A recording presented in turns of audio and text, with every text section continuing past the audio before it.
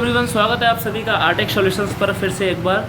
तो दोस्तों UP SSC जो कि एग्ज़ाम है पैट का, उसके अंदर जो सिलेबस रहने वाली है पैट की वो इस प्रकार से कुछ रहने वाली है। तो इसमें प्रश्नों की संख्या होगी 100 होगी और जो कि टाइम है वो 2 घंटे का दिया जाएगा और 100 नंबर का ही पेपर होने वाला है। तो भारतीय इस इतिहास से देखिए, इसमें सिंधु घाटी की सभ्यता, वैदिक संस्कृति, बौद्ध धर्म के बारे में, उनकी जीवनी और शिक्षाएँ, जैन धर्म के बारे में, मौर्य वंश सम्राट अशोक के बारे में, गुप्त वंश समुद्रगुप्त, चंद्रगुप्त द्वितीय, हर्षवर्धन, राजपूत काल, सल्तनत काल, मुगल साम्राज्य, मराठा, ब्रिटिश राज का अभ्युदय, ब्रिटिश राज का सामाजिक आर्थिक प्रभाव, ये सभी आने वाला है इतिहास से।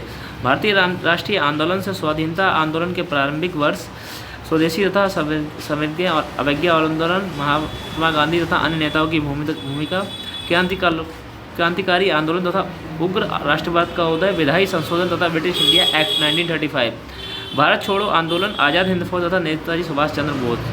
तो ये भारतीय इतिहास में 5 अंक का काफ़ी ज़्यादा आने वाला है। इसमें आपको ज़्यादा ध्यान पड़ेगा आपको। और भूगोल से आपका आने वाला है भारत एवं विश्व का नैतिक भूगोल, नदियाँ, नदियों घाटी, भूजल संस्थान और पर्वत पहाड़ियों का हिमनद, मरुस्थल, अशुष्क क्षेत्र, वन के बारे में, खनिज संसाधन कहाँ से, विशेषकर भारत में, भारत और राजनीतिक भूगोल क्या, जलवायु और मौसम के टाइम जोन के बारे में, कहाँ का क्या टाइम जोन चलता है, जनसांख्यिकी परिवर्तन का प्रयास।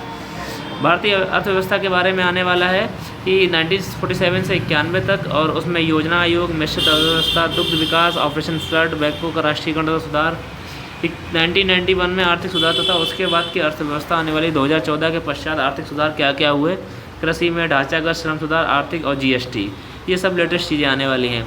भारतीय संविधान के बारे में आने वाला है, भारतीय संविधान की मुख्य विशेषताएं क्या, राज्य के नीति निर्देश सिद्धांत क्या है, मौलिक अधिकार कर्तव्य क्या है, संसदीय की प्रणाली के संसद कैसे काम करती है, संघीय प्रणाली के संघ एवं केंद्र शासित प्रदेश केंद्र राज्य संबंध क्या होते हैं, न्यायिक ढांचा, सर्वोच्च न्यायालय उच्च न्यायालय क्या होता है, जिला प्रशासन, स्थानीय निकाय तथा पंचायती राज संस्थाएँ कैसे काम करती हैं।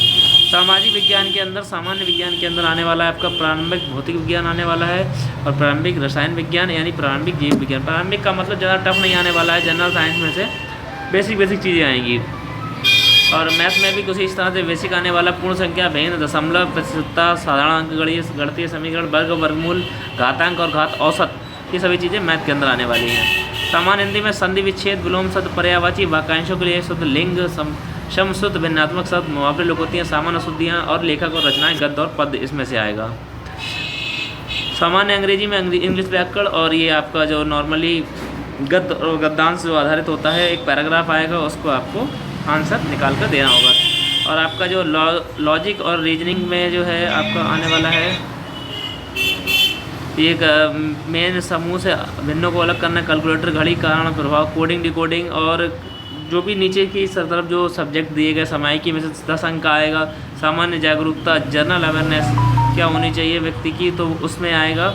और आपका अपदिश गद्यांश आएंगे, ग्राफ की व्यवस्था, ग्राफ जो बनाने के लिए, तालिका जो है, तालिका की व्याख्या क्या होनी चाहिए, इस तरह से 10-10 नंबर का ही आएगा। तो यहाँ पर मैं बताना चाहूँगा 1 से 9 तक का जो भी शैक्षिक विषयों से संबंधित प्रश्नों का कठिनाई का स्तर जो है वो राष्ट्रीय शैक्षिक स्तर यानी कि NCERT, national council education research and training द्वारा दिया गया है। और ये सेकेंडरी और सीनियर सेकेंडरी स्तर का होगा, यानी कि 10th और 12th के स्तर का।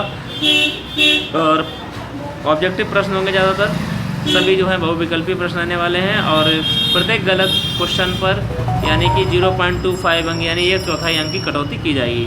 तो दोस्तों, आप सभी से रिक्वेस्ट, चैनल को सब्सक्राइब जरूर करें और बेल आइकन को दबाएं, जिससे कि आपको पैट की सभी जानकारी मिल सके।